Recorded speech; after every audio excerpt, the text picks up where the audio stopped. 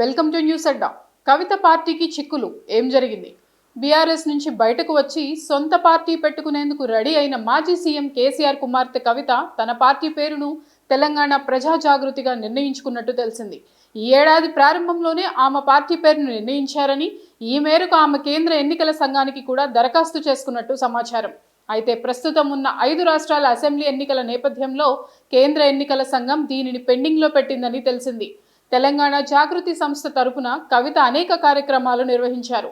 దీనికి అధ్యక్షురాలుగా కూడా ఉన్నారు. తెలంగాణ ఉద్యమ సమయంలో జాగృతి తరపున మరింత ఎక్కువగా కష్టపడిన విషయం తెలిసిందే.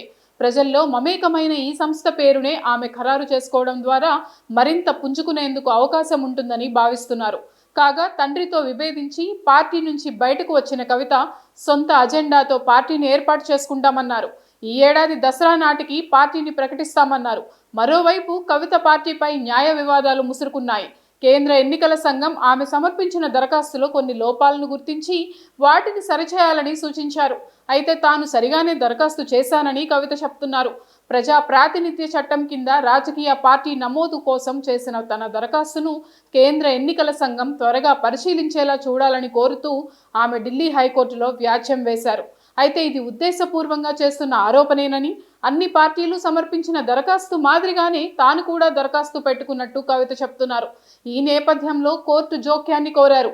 దీనిని విచారణకు స్వీకరించిన ఢిల్లీ హైకోర్టు కేంద్ర ఎన్నికల సంఘం సమాధానం కోరింది.